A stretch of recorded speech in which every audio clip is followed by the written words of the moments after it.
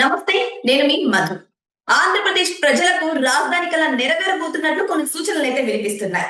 అమరావతి రాజధానిగా అవ్వడానికి అన్ని సదుపాయాలు కూడా కల్పించేందుకు రెడీగా అవుతున్నట్టు తెలుస్తుంది. అయితే చట్టబద్ధంగా కల్పించబోతున్నట్టు తెలుస్తుంది. మరి దీని గురించి ఈరోజు మనం చర్చిద్దాం. ప్రస్తుతం మనతో పాటు ఉన్నారు సీనియర్ జర్నలిస్ట్ డివిఎస్ గారు. వారిని అడిగి మరిన్ని విషయాలను తెలుసుకుందాం. నమస్కారం సార్. నమస్తే. సార్, ఆంధ్రప్రదేశ్ ప్రజల కల సార్ రాజధాని. 10 ఇయర్స్ పైన అయింది రాజధాని లేకుండా ఆంధ్రప్రదేశ్ పరిపాలన. అయితే ఇప్పుడు దానికి చట్టబద్ధత లభించబోతున్నట్టు తెలుస్తుంది. అసలు ఏం జరుగుతుంది సార్? రేపు 28 నుంచి పార్లమెంట్ సమావేశాలు. 1వ తారీఖు బడ్జెట్ పెట్టిపోతున్నారు. కేంద్ర హోంశాఖ పనిలో పని ఈ సెషన్స్ లోనే మీరన్నట్టుగా ఆంధ్రప్రదేశ్ రాజధాని అమరావతికి చట్టబద్ధత బిల్లు కూడా తయారు చేస్తారు. హోంశాఖ నోటు తయారైపోతుంది. అంటే అన్ని ప్రభుత్వ శాఖల అభిప్రాయాలని అడిగింది.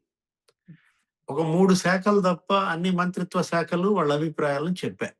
ఇంకా న్యాయశాఖ లేకపోతే ఆ టౌన్ డెవలప్మెంట్, వ్యవసాయ శాఖ వాళ్ళ ఒపీనియన్ ఏదో చెప్పాలి.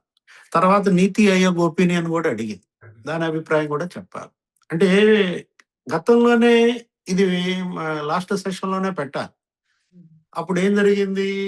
ఆంధ్రప్రదేశ్ ప్రభుత్వాన్ని అడిగింది కేంద్రం ఏమని, ఏ తేదీ నుంచి మీకు చట్టబద్ధత కావాలి? ఇప్పుడు ఉమ్మడి రాజధానిగా హైదరాబాద్ ఉంది ఇప్పటిదాకా 10 ఏళ్ల పాటు ఉంది. అది మొన్న 2024 జనవరి 2తో జూన్ 2తో అయిపోయింది. అంటే జూన్ 2 అపాయింటెడ్ డే. ఈ 2 రాష్ట్రాలు విభజన జరిగిన తేదీ అనమాట. అది 10 ఇయర్స్ కంప్లీట్ అయిపోయిన దాంట్లో ఇప్పుడు హైదరాబాద్ ఇక ఉమ్మడి రాజధాని కాదు.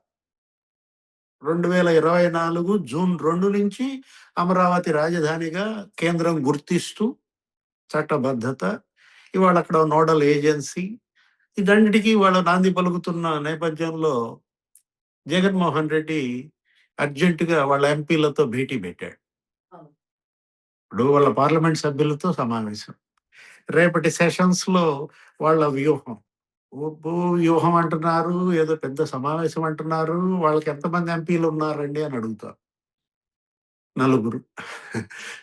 అంటే లింకులు ఇటుకుమంటారు. 4 ఎంపీలు లోక్సభలో ఉన్నారు. సరే, ఆ 4 కూడా అటు ఇటు సర్దుకునే పరిస్థితిలో ఉన్న దీంట్లో ఆల్రెడీ రాజ్యసభలో సభ్యులు నిట్ట నిలువున చీలిపోయారు. ఆర్ కృష్ణయ్య ఆయన అసలు బీజేపీలో చేరిపోయాడు. విజయసాయి రెడ్డి అసలు రిజైన్ చేసి అసలు 4 ఏళ్ల ముందే వెళ్ళిపోయాడు. నాకు వద్దురా నాయన, నువ్వు వద్దు, ఈ రాజ్యసభ సభ్యత్వం వద్దు అని చెప్పి నేను వ్యవసాయం చేసుకుంటాను వెళ్ళిపోయాడు.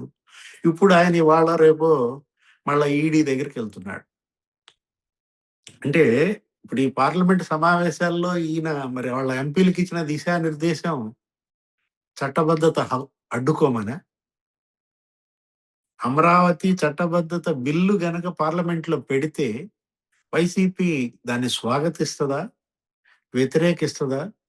ముందు స్వాగతించి తర్వాత మళ్ళా వ్యతిరేకిస్తుందా? ఎందుకంటే ఒక స్టాండ్ లేదు. ఆ రోజు బొత్స సత్యనారాయణ మాట్లాడుతూ ఏమన్నాడు?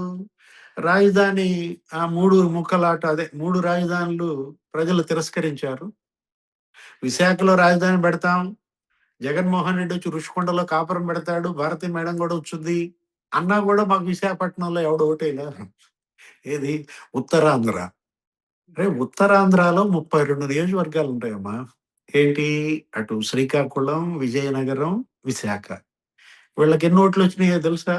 వీళ్ళకి ఎన్ని సీట్లు వచ్చినాయో తెలుసా? 2. అంటే 32 సీట్లకి 2 సీట్లు అంటే ఆ 2 సీట్లు కూడా ఎస్టీ ఎవరో గెలిచినట్టున్నారు. ఇప్పుడు జగన్మోహన్ రెడ్డి విశాఖ రాజధాని యొక్క రిజల్ట్ ఏంటి?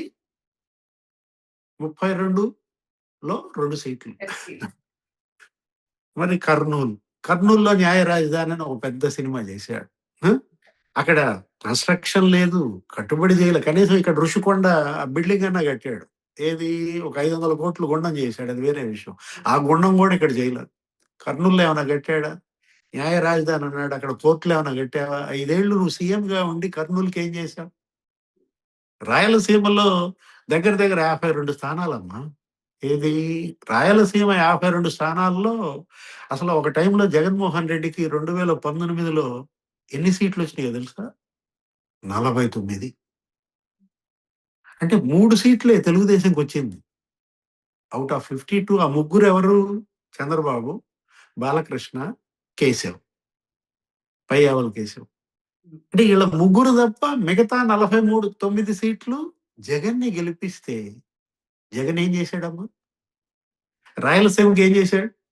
5 ఏళ్ళు సీఎంగా ఉండి జగన్మోహన్ రెడ్డి సీమ ప్రాజెక్టులపై ఎంత ఖర్చు పెట్టాడో తెలుసా? 2,000 కోట్లు. 5 ఏళ్లలో రాయలసీమ ప్రాజెక్టులపై 2,000 కోట్లు నువ్వు ఖర్చు పెట్టేది. అదే 5 ఏళ్లలో చంద్రబాబు 2014, 19లో ఎంత ఖర్చు పెట్టాడో తెలుసా? 12,000 కోట్లు. అంటే 3 సీట్లు ఇచ్చాడు. 12,000 కోట్లు ఖర్చు పెట్టిన ఆయనకి 2,000 కోట్లు ఖర్చు పెట్టాడు. 49 సీట్లు ఇస్తే. అంటే సీమ ద్రోహ, సీమ ఉద్ధారకుడా జగన్మోహన్ రెడ్డి? అసలు పెద్ద డ్రామా ఆడాడు. కుప్పంకి నీళ్లిస్తున్నానని చెప్పి గేట్లు తీసుకెళ్ళి అక్కడ పెట్టి మళ్ళీ ఆయనతో పాటు గేట్లు ఎత్తుకుపోయాడు. ఒక సెటప్ 10 చేశారు. ఒక 10 ట్యాంకర్‌లో ఏమో నీళ్లు పోసారంట. ఆ నీళ్లు ఏముందో ఒక 10 అడుగులు పోంగానే ఎండిపోయినాయి. భూమిలోకి ఎక్కిపోయినాయి. అంటే జగన్మోహన్ రెడ్డికి రాయలసీమ పేరెత్తే అర్హతే అతనికి లేదు. అతను ఏమంటాడు? నేను లిఫ్ట్ ఇరిగేషన్ స్కీమ్ తెచ్చాను.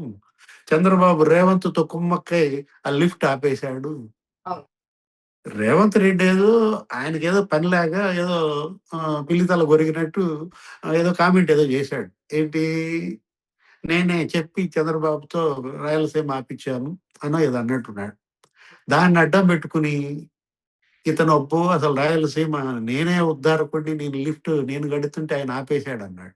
వెంటనే హరీష్ రావు వచ్చి ఏమని చెప్పాడు? అసలు ఇదేంటి మేం గదా ఆపిచ్చింది. 2020లోనే మేము ఆపిచ్చాం. జగన్మోహన్ రెడ్డికి కేసీఆర్ చెప్పి ఆపిచ్చాడు అని ఎవరు బయట పెట్టారు? హరీష్ రావు బయట పెట్టారు. అసలు అది రాయలసీమ లిఫ్టే గాదు. అదొక థెఫ్ట్ అన్నాడు కేశవ్. లిఫ్ట్ ఇరిగేషన్ స్కీమ్‌ని ఏమన్నాడు? థెఫ్ట్ ఇరిగేషన్ స్కీమ్ అన్నాడు. నాకసలు నవ్వు తన్నుకొస్తుంది. థెఫ్ట్ ఇరిగేషన్ అంటే దొంగతనం. ఏంటి 980 కోట్లు గొయ్యి తవ్వి, ఆ గొయ్యి ఖరీదెంతో తెలుసా? 980 కోట్లు అంట. అతను ప్రాజెక్ట్ కట్టలా. అతను లిఫ్ట్ ఇరిగేషన్ స్కీమ్ కాదు కట్టింది. థెఫ్ట్ ఇరిగేషన్ అంట. 980 కోట్లు ఎత్తేసారు. అంటే ఏ ప్రాంతానికి జగన్మోహన్ రెడ్డి న్యాయం చేశాడమ్మా? 5 ఏళ్ళు సీఎంగా ఉండి కోస్తాకెటు అన్యాయం. ఏంటి అమరావతి విధ్వంసమే గదా! అమరావతిని ఏం చేశాడు? అసలు రైతులు, మహిళలు వాళ్ళు 1640 రోజులు వాళ్ళసలు రోడ్ల మీదే పాపం. ఏది? ఆందోళనలు. పోటీ శిబిరం వేయించాడు. 3 రాజధానులకి మద్దతుగా డబ్బులిచ్చి ఒక్కొక్క మనిషికి రూ. 500 మరి బిర్యానీ ప్యాకెట్లన్నీ ఇచ్చి కూర్చోబెట్టి, ఆ అమరావతిని జగన్మోహన్ రెడ్డి చేసినంత విధ్వంసం. అరెరెరెరే! వాళ్ళ ఏడుపు ఇతనికి శాపంగా మారింది. మరి ఏంటంటే సార్ ఇప్పుడు అమరావతి విషయాన్ని ఎలాగో సభలో ప్రవేశపెట్టబోతున్నారు బిల్లు ఆమోదించడానికి. సో జగన్మోహన్ రెడ్డి ఆల్రెడీ అమరావతి మునిగిపోతుంది. అక్కడ రివర్ బేసిన్ అది అని చెప్పేసి చాలా కవర్ చేసుకోవడానికి కూడా ట్రై చేశారు ఆ మాటలన్నీ కూడా. కానీ ఇప్పుడు ఈ బిల్లు ఆమోదానికి ఏదైనా అడ్డంకి చేసే అవకాశం ఉందంటారా? అది కాక ఢిల్లీకి కూడా వెళ్ళబోతున్నట్టు ఏవేవో అక్కడ కార్యక్రమాలు చేపట్టబోతున్నట్టు కూడా వార్తలొస్తున్నాయి జగన్మోహన్ రెడ్డి. సో ఈ విషయం గురించి కూడా అక్కడ చేసే అవకాశం ఉందంటారా? అదే ఇవాళ ఎంపీలతో భేటీలో జగన్మోహన్ రెడ్డి దిశానిర్దేశం. అవినాష్ రెడ్డి, మిథున్ రెడ్డి వీళ్ళందరినీ కూర్చోబెట్టుకుని అదే మాట్లాడాడు. ఏమని? ఎవరు మాట్లాడతారు? మిథున్ నువ్వు మాట్లాడతావా? లేకపోతే మరి అవినాష్ మాట్లాడిస్తావా? అంటే మిథున్ ఏమంటాడు? నేను ఈడీ మీటింగ్‌కెళ్ళాలండి. మరి నేనొస్తానో రానో మరి నన్ను లిఫ్ట్ చేస్తే ఏంటి పరిస్థితి? కాబట్టి నాది కష్టం. నాది వదిలేసేయండి. మీరు అవినాష్ రెడ్డితో మాట్లాడించుకోండి అని చెప్పాడా? ఇప్పుడు నువ్వు చెప్పిందే అవినాష్ రెడ్డి రేపు పొద్దున మాట్లాడతాడా? రివర్ బేసిన్‌లో అమరావతికి చట్టబద్ధత ఎలా కల్పిస్తావు అని నిలదీస్తాడా? అంటే వీళ్ళ యొక్క నాలెడ్జ్. ఇప్పటిదాకా ఆంధ్రప్రదేశ్, తెలంగాణలో నవ్వుల పాలైంది. ఇప్పుడు ప్రపంచం మొత్తం నవ్వుల పాలు కావాలా? ఈ రివర్ బేసిన్ టెక్నాలజీ దీని గురించి మాట్లాడితే. ఏది ఇవాళ రివర్ బేసిన్‌లో లేదమ్మా. ఇప్పుడు అదేగా ఏది రివర్ బెడ్‌కి, రివర్ బేసిన్‌కి అసలు తేడాయే తెలీదా? ఏది పరివాహ ప్రాంతం? ఏది నది ఒడ్డు? ఏది నదీ గర్భం? ఈ తేడా తెలియనాడు 5 ఏళ్ళు సీఎంగా ఉన్నాడా? అదేమంటే సజ్జల రామకృష్ణారెడ్డి ఏమంటాడు? మా వాడికి కొంచెం వీక్ అవగాహన లేదంటాడు. సి సిపిఎస్ వారం రోజుల్లో రద్దు చేస్తానన్న హామీ జగన్ అవగాహన లేక ఇచ్చాడు అన్నట్టుగా ఇప్పుడు అవగాహన లేని వ్యాఖ్యలా? అంటే ఇవాళ జగన్మోహన్ రెడ్డి అదే మనం అంటోంది. ఏది ఒక ఏడుపు గొట్టు టీమ్ అన్నమాట. లోకేష్ నిన్న అక్కడెక్కడో తెలుగు డయాస్పోరాలో మాట్లాడుతూ ఏమన్నాడు? టీమ్ 11 టీమ్ 11 అనంగానే వాళ్ళకేం అర్థం కాలా. ఏడుపు గొట్టు టీమ్ 11 అనంగానే జనం పగలబడి నవ్వారంట. ఏంటి ఈ ఏడుపు? ఎవరి మీద ఏడుస్తాడు? ఇప్పుడు నువ్వు ఇవాళ యలహంకలో చేస్తోంది ఏడుపే. ఏది అధికారం ఉన్నప్పుడేమో జనానికి దూరమయ్యావు. హెలికాప్టర్‌లో తిరిగాడు, చెట్లు నరికేశాడు. అసలు మామూలు శిక్ష, పనిష్మెంట్. నువ్వు హెలికాప్టర్‌లో ఎళ్తే కింద ట్రాఫిక్ ఆపేశాడు. ఆ! ఇప్పుడు పోనీ ఓడిపోయావు. ఓడిపోయినా కన్నా జనంలో ఉన్నావా? జనాన్ని కలుస్తున్నావా? అరే! ఇక్కడుండేది 2 రోజులు, అక్కడుండేది 5 రోజులా?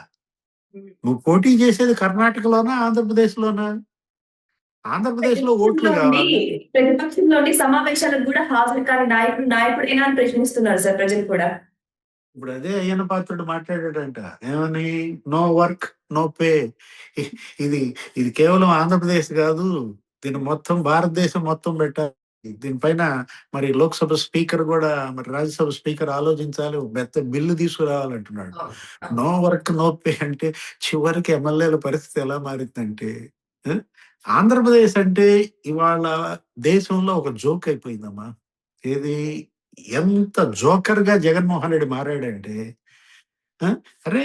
నవ్వుతారన్న ఇది గూడా లేకుండా అతను అదేమన్నాడు ఆ మధ్య ఏమని ఆర్టిఫిషియల్ ఇంటెలిజెన్స్ అంటే ఏంటి? ఏముంది డేటాకి మైండ్ అప్లై జెయి. అదే ఏఐ అన్నాడంట. నాదెండ్ల సత్య, సుందర్ పిచాయ్ ఇవాళ దావోస్‌లో దీని గురించే మాట్లాడుకుంటున్నారంట. అసలు మామూలు జోకులు గాదంట దావోస్‌లో. ఇప్పుడు జగన్మోహన్ రెడ్డి ఏఐ అనే జోకు మరి చూసావా?